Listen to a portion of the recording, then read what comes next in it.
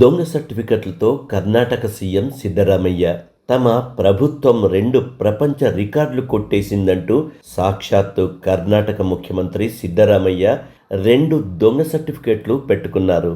London book of world records ఈ సర్టిఫికెట్లు జారీ చేసిందని అడ్డంగా బొంకాడు. అయితే అలాంటి సంస్థ ఇప్పుడు లేనే లేదని, ఆ సర్టిఫికెట్లు దొంగవని తేల్చారు నిపుణులు.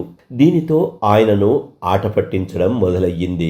అక్టోబర్ 15వ తేదీన ఆయన ఎక్స్ ఖాతాలో తనకు సర్టిఫికెట్లు వచ్చాయోహో అంటూ చాటింపు వేసుకున్నారు. శక్తి పథకంతో తన ప్రభుత్వం కొన్ని కోట్ల మందికి బస్సులలో ఉచిత ప్రయాణ సౌకర్యం కల్పించినందుకు ఆ లండన్ బుక్ భుజం తట్టి సర్టిఫికెట్ ఇచ్చిందని చెప్పుకున్నారాయన. ఇక కర్ణాటక రాష్ట్ర రోడ్డు రవాణా సంస్థ 1997 నుంచి చేతులు నొప్పి పుట్టేటట్టు 464 పురస్కారాలు తీసుకొని అలసిపోయిందని కూడా సిద్ధరామయ్య బొంకారు. ఆఖరికి దొంగ సర్టిఫికెట్లు రాసుకోవడం కూడా కాంగ్రెస్ పార్టీకి చేత కావడం లేదని బీజేపీ ఐటీ సెల్ అధిపతి అమత్ మాలవీయ ఎద్దేవా చేశారు. ఎందుకంటే ఇంగ్లీష్కు జన్మస్థలమైన లండన్ నుంచి వచ్చిన ఆ సర్టిఫికెట్లలో వర్ణక్రమ దోషాలు ఉన్నాయట.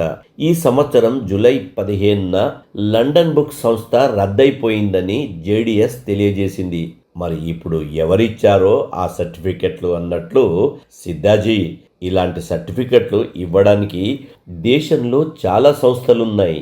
ఈసారైనా అందులో వర్ణక్రమ దోషాలు లేకుండా చూసి ఇమ్మనండి అని సిద్ధుడిని శంకరగిరి మాన్యాలు ఆట పట్టించే తీరులో ఆడేసుకుంటున్నారు నెటిజన్లు.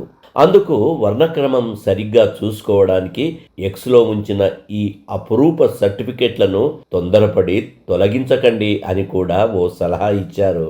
అయితే సిద్ధుడు గొప్ప విజ్ఞత ప్రదర్శించి వీటిని వెంటనే తొలగించారు. ఇంతకీ సాక్షాత్తు ముఖ్యమంత్రి దొంగ సర్టిఫికెట్లతో ప్రజలను మోసగిస్తే దీనికి కోర్టు, దర్యాప్తు చర్యలు ఏమీ ఉండవా?